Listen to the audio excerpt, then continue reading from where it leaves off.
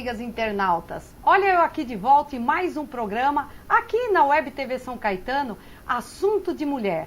Não esqueçam, todas as quartas-feiras, a partir das 3h30 da tarde, eu, doutora Silvia Petrelli, aqui no programa, falando sobre o nosso universo feminino.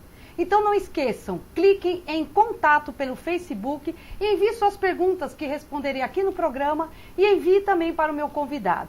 Bom, hoje nós temos um tema muito importante para conversarmos. É uma honra, é um prazer muito grande receber aqui no meu programa o doutor Jorge Senise. Dr. Jorge Senise é infectologista da Unifesp e vai nos falar hoje sobre hepatite, que é um tema muito importante. Gostaria muito que vocês ficassem atentas. E, minhas amigas, eu gostaria de agradecer, Jorge, pela presença aqui no meu programa hoje. Obrigado pelo convite. Sobre um tema tão importante, né? Estivemos conversando nós dois semana passada sobre... Eu fui visitá-lo lá no serviço dele de infectologia, que depois eu quero que ele fale um pouquinho sobre isso. E nós estamos justamente falando sobre esses dois temas, que é hepatite e HIV. Mas hoje vamos focar mais na hepatite, porque o tema é extenso. E talvez meia hora, né, Jorge, não dê para a gente falar tudo que a gente gostaria. Sim. Já começo realmente te perguntando, Jorge, o que seria hepatite? Hepatite é um termo genérico para um quadro inflamatório do fígado, né? Então, a hepatite pode ser causada por alguns agentes, no caso que a gente vai discutir, são as hepatites virais. E pode ser hepatite por medicação, hepatite autoimune e outras causas. Então, qualquer inflamação no fígado é uma hepatite. Nós vamos discutir as hepatites virais. E, Jorge, ela tem uma classificação? Como é que funciona? Então, a classificação das hepatites são várias, né? Nós, focando nas hepatites virais, nós temos vírus da hepatite A, B, C, D, E, pelo menos. Alguns em investigação, mas pelo menos esses existem.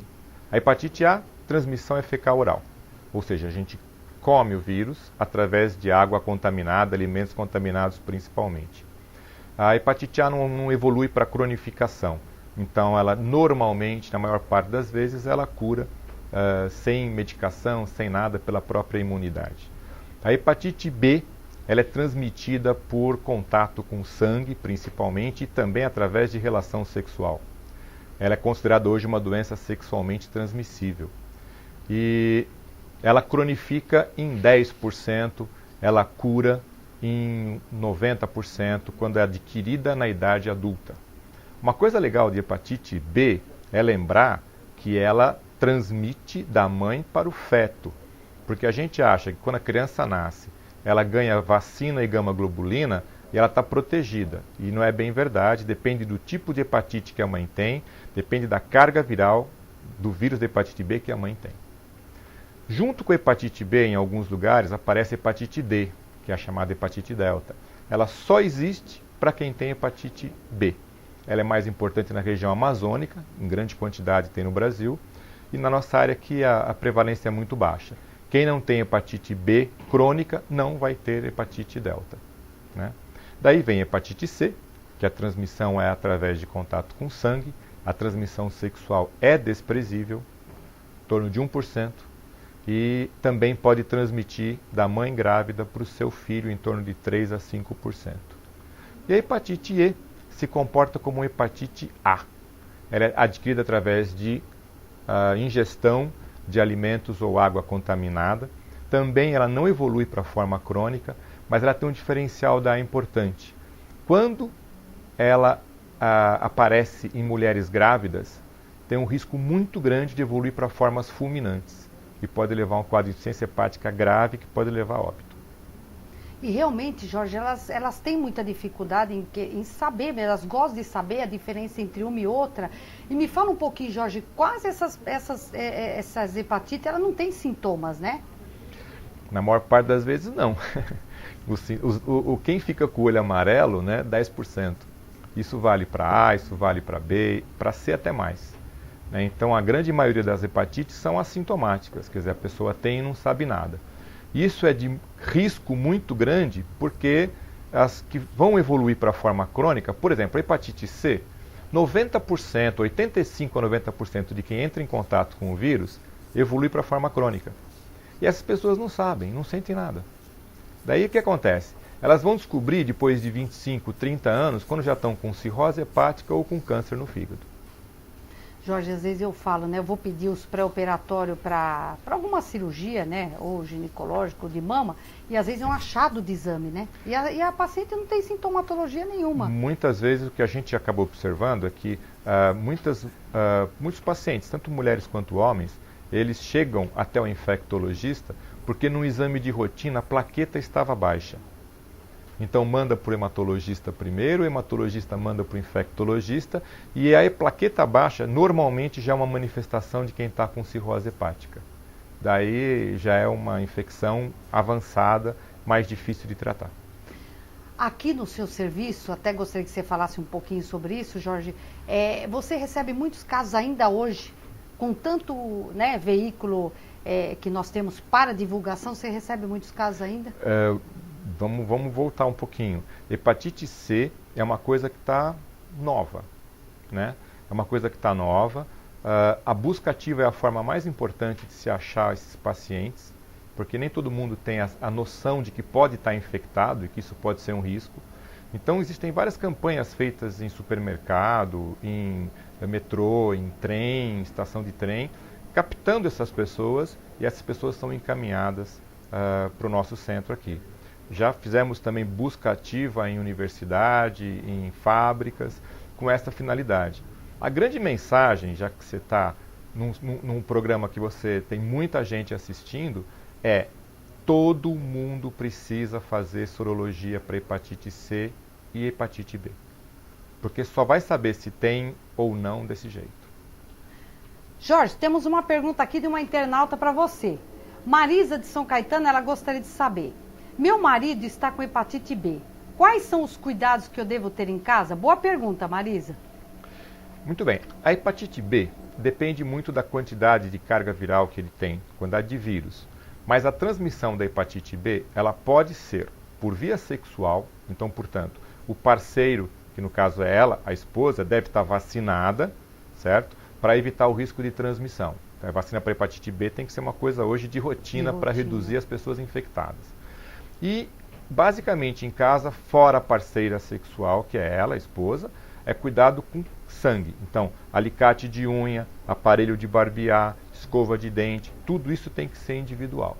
Não há a menor necessidade de garfo, talher, toalha, enfim, essas coisas é tudo bobagem, não tem nenhum sentido. Mas tudo que possa gerar pequenas quantidades de sangue, muitas vezes imperceptível, tem que ser individualizado. Ô Jorge, como que seria, já que você comentou sobre as vacinas, me fala um pouquinho das vacinas para a hepatite B. A hepatite A tem vacina, então é importante saber disso. E hoje, a hepatite, só para voltar um pouquinho, a gente aproveitar o gancho, né? A hepatite A tem a fama de ser a infecção da criança. Mas não é verdade mais, porque a hepatite A, para transmitir, ela depende de saneamento básico. Então depende de água contaminada. Hoje o saneamento básico é bom. Então as pessoas entram menos em contato com o vírus. É muito comum a gente pegar pessoas com 40, 45 anos que nunca tiveram hepatite A.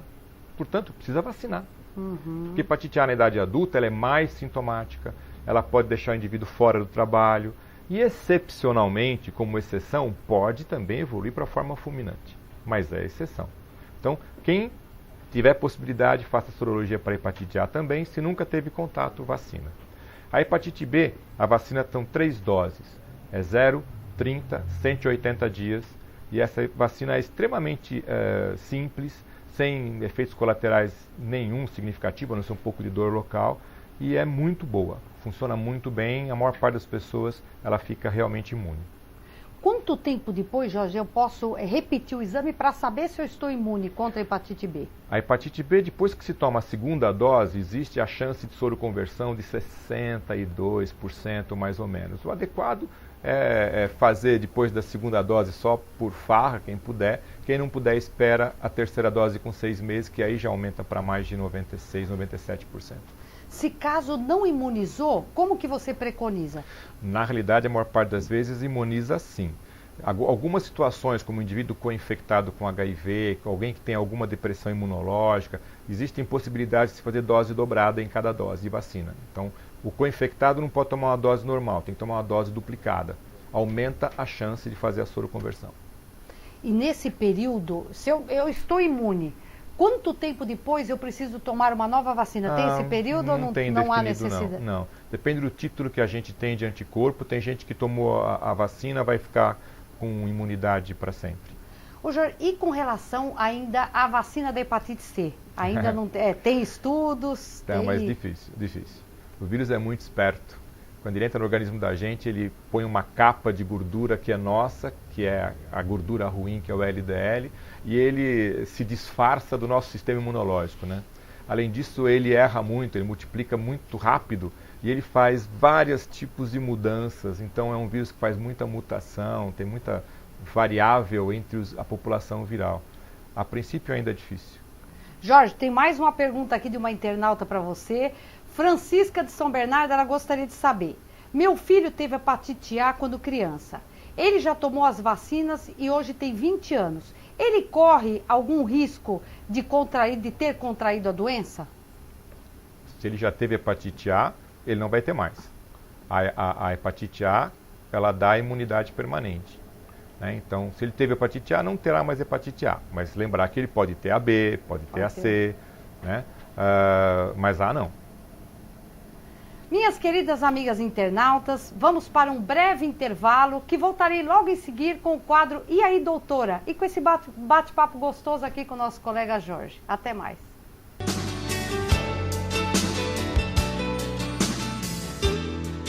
Foi um acontecimento muito importante para São Caetano. São Caetano realmente precisava de um shopping desse porte. São Caetano precisava de uma área de lazer, né? Boa, com lojas boas.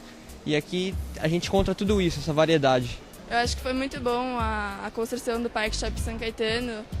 Foi uma nova área de lazer para as pessoas que moram aqui e para até as pessoas que podem vir visitar.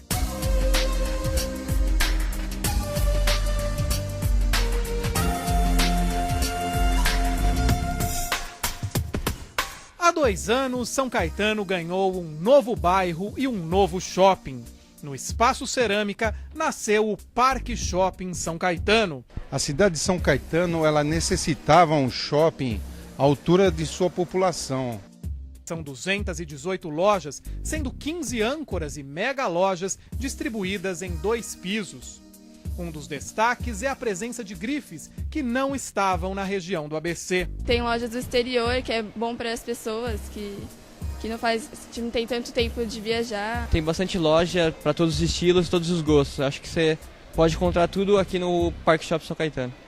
Além do mix de lojas nacionais e internacionais, o Parque Shopping São Caetano oferece serviços exclusivos, entre eles concierge, totens digitais para consulta, espaço família e estacionamento VIP com manobrista.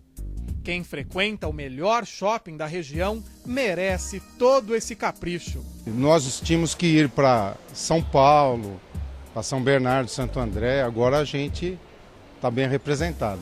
Eu sou uma frequentadora quase diária, ainda mais com a minha bebezinha. Tem muita coisa boa para ela. O fraldário daqui, eu nunca vi um fraldário igual, super preparado para tudo. E ela se sente super bem, então sempre que eu posso eu venho e venho mesmo. O empreendimento conta ainda com um conceituado supermercado e o mais moderno parque indoor do país, com mais de 200 atrações, além de salas de cinema de última geração. Já a praça de alimentação reúne mais de 40 opções para todos os gostos, além de sofisticados restaurantes com terraço gourmet. É ainda o local da arte e da cultura, um estímulo à convivência agradável.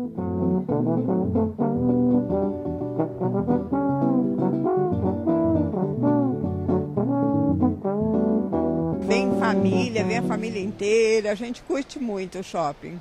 Uma amizade de longa data, já há 2 anos que a gente faz parte dessa família. E para celebrar esses 2 anos de sucesso, uma programação especial com show de Toquinho. Venha comemorar com a gente, dia 27 de outubro, à 13h, Parque Shopping São Caetano, referência em moda, gastronomia e lazer na região do ABC.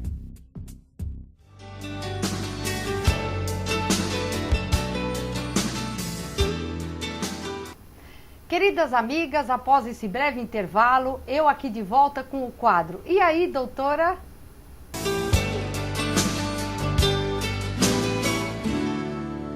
Bom, temos algumas perguntas de algumas internautas aqui, vamos escolher algumas para eu poder responder. Regina de São Caetano, ela gostaria de saber: o que são ovários micropolicísticos e que repercussões tem ou pode ter na saúde ou na infertilidade? Bom, na realidade, cada mês a gente ovula de um ovário. Então nós liberamos 1000 folículos de cada ovário. Quando tem uma retenção desses folículos no ovário, em excesso, nós chamamos de micropolicístico. E geralmente ele aparece no ultrassom como se fosse um colar, tá? Como às vezes vocês vão fazer ultrassom, mostra realmente um monte de cistinho na periferia. E esse ovário ele fica um pouco mais fibrótico. Isso faz com que a mulher altere o período menstrual, ela pode levar às vezes aquelas alterações de acne, obesidade, aumento de pelo. Essa é a tríade clássica do ovário policístico, ou seja, são esses 3 sinais e sintomas. Então ele pode levar à infertilidade justamente por causa disso, por causa dessa alteração toda hormonal que ele pode causar, tá bom? Bom, vamos mais uma pergunta. Márcia de São Caetano: com que frequência deve ser revisto o método contraceptivo?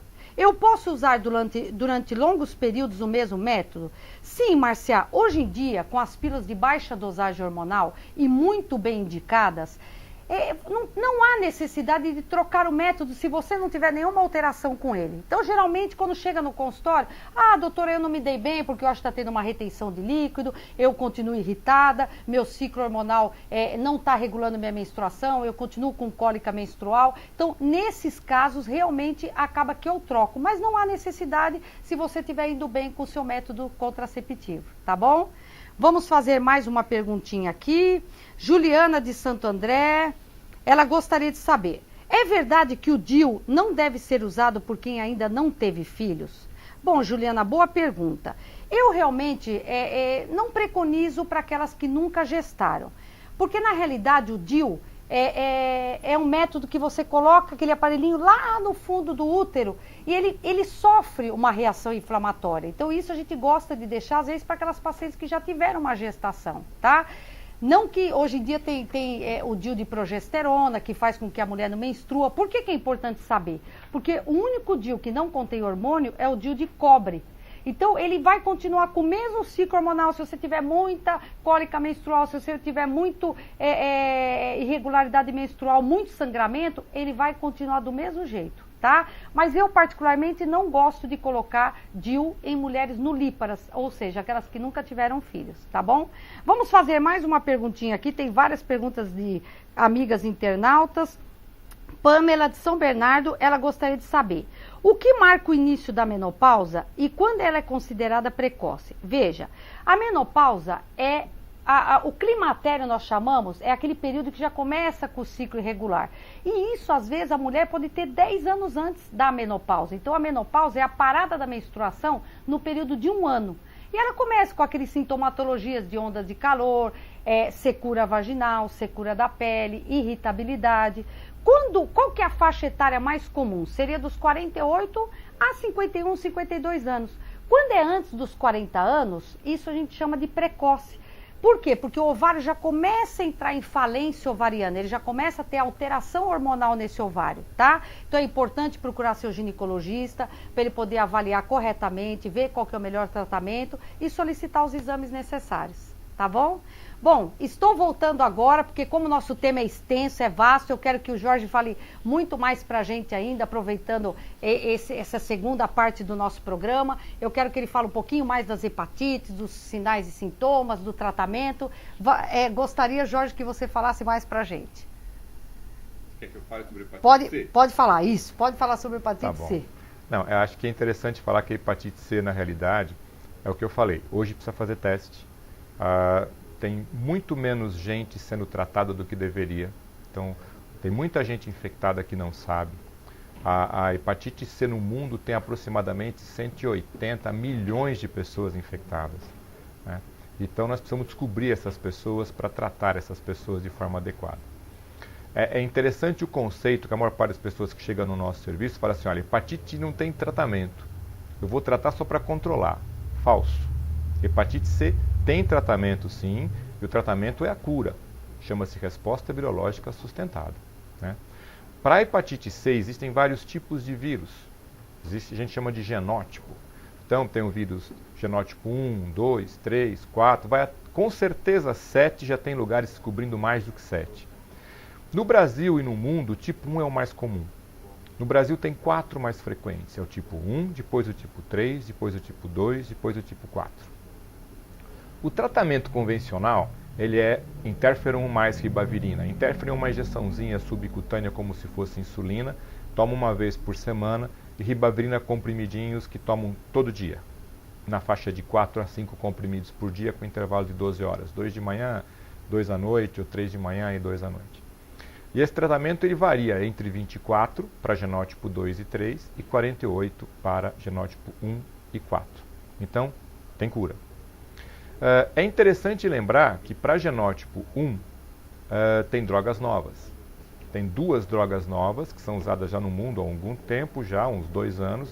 Estamos começando a usá-las agora no Brasil. Chama-se Boceprevir e Telaprevir. Qual é a diferença? Essas drogas agem diretamente no vírus, portanto são drogas que junto com o interferon e com a ribavirina, elas aumentam a potência do tratamento e portanto aumentam a chance de cura. Naqueles pacientes que são mais difíceis, como os cirróticos, quem tem a fibrose mais avançada, as pessoas que têm resistência insulínica, quem tem quadros mais difíceis, os que não respondem a interferon e ribavirina de jeito nenhum, essas pessoas passam a ter uma chance agora com drogas novas. O interessante, que é muito bom estar sendo dito, é que essas drogas novas, num tempo muito curto, já serão drogas velhas. Tem muitas outras drogas que nos próximos 2 a 5 anos vão efetivamente aumentar muito o arsenal terapêutico para tratamento de hepatite C, né? E deixo você perguntar, porque eu estou falando muito, mas eu queria lembrar só uma coisa. A hepatite C, o indivíduo vai lá, trata, só que ele tem que lembrar que ele pode pegar de novo. Isso é importante. Tá? Então a hepatite C não vai dar imunidade permanente para ele, tem vários subtipos, vários genótipos, muitas variantes, por isso que é difícil arrumar uma vacina para esse vírus, e a pessoa pode se infectar novamente. Isso está descrito na literatura, pessoas que se infectam mais de 2 vezes, inclusive, pelo vírus da hepatite C. E tem muitos efeitos adversos com o tratamento, Jorge? Veja, tem efeitos adversos. O tratamento não é uma coisa simples, não. Mas também não é o terror que todo mundo faz, né? Não é quimioterapia, em hipótese alguma, né? E o que acontece é que a injeção do interferon, ela efetivamente dá um pouco de mal-estar, principalmente no começo. Ela pode dar febre, dor no corpo, principalmente no início, uma sensação de cansaço muito grande. Posteriormente, essa manifestação vai reduzindo. As pessoas falam que ficam careca. Não é verdade. O cabelo pode ficar um pouco mais solto, mas ninguém fica careca em hipótese alguma, porque não é quimioterapia, e após o tratamento isso volta completamente ao normal. Só que o tratamento pode dar um pouco de anemia, que é causada pela ribavirina. E a anemia, inclusive, a gente espera que as pessoas tenham, porque os estudos mostram que quem tem anemia cura com mais frequência, que mostra que o efeito bom acompanha o efeito ruim e a chance de cura é maior. E a gente vai lidando com esses efeitos. Então pode dar um pouco de anemia, vai dar um pouco de perda de peso, dá sensação de cansaço, mas é muito individual. As pessoas que emocionalmente vão mal preparadas para o tratamento costumam sentir mais do que aquelas que já estão mais tranquilas e mais bem orientadas. Além disso, pode dar um pouco de depressão. Então as pessoas têm que estar tranquilas e abertas para, se necessário, tomar o antidepressivo. Mais ou menos esse tratamento, ele tem duração de quanto tempo? 24 semanas para genótipo 2 e 3, 48 para genótipo 1 e 4. E depois você repete o exame, você tem uma... A gente repete, porque infelizmente, diferente de outros tratamentos, eu só vou saber que o indivíduo curou depois que acabou, né? Então o vírus desaparece durante o tratamento. Quando eu paro o tratamento, eu não sei se ele está curado. Eu tenho que esperar 12 semanas para ver se o vírus volta. Quando o vírus não volta em 12 semanas, 99% quase de chance de que está curado. Eu vou dizer que ele está curado de fato 24 semanas depois que ele parou o tratamento. Eu repito a carga viral, se o vírus não voltou, ele está curado. Jorge, como é que seria essa contaminação pela manicure? Elas perguntam muito isso. Então, a hepatite C, como é contato por sangue predominantemente, o grupo que tem maior risco, evidentemente, são os usuários de drogas injetáveis e eventualmente inalatórias. Esse grupo é o grupo onde tem a maior incidência de vírus da hepatite C. Tatuagem, antigamente, também era um risco bem importante, porque a pessoa trocava a agulha, mas não trocava o pote de tinta. Então, todo mundo ia lá naquela mesma tinta. Hoje já tem lugares que tem a tinta como refil, né? E o resto, qualquer outra manipulação que pode ter sangue, principalmente mais tardia, né? Porque o vírus foi descoberto em 89, então 90, 92 se conhecia muito pouco, antes de 89 não se conhecia o vírus, então tem um risco maior. Com relação à manicure, tem um estudo que foi uma tese feita no Emílio Ribas, que mostrou que em São Paulo 10% das manicures estavam infectadas com o vírus da hepatite C e B, e que 100% delas usavam o mesmo material que ela usava para as clientes para fazer a unha delas. Então, é um risco. É um risco. Temos uma pergunta aqui de uma internauta, Juliana, ela gostaria de saber, Juliana de Santo André, me disseram que roer as unhas pode levar à contaminação por hepatite, isso é verdade? De jeito nenhum, em hipótese alguma. Isso é então, bobagem. Juliana, já sabem, né? Mas não é bom. É. Não é bom. A mão é extremamente suja, é o nosso contato com o mundo, certo? Se a gente for avaliar os bichos que tem na mão, as bactérias, é uma coisa terrível. Então, colocar a mão na boca não é saudável, mas hepatite não vai pegar. A menos que seja hepatite A, porque teve contato com alguma coisa que tivesse resto de fezes de uma pessoa infectada. Jorge, eu gostaria que você frisasse um pouquinho mais para minhas amigas internautas sobre a vacina do vírus da hepatite B, para quem chegou para assistir no segundo bloco. A hepatite B tem vacina, hoje todas as crianças quando nascem são vacinadas, né?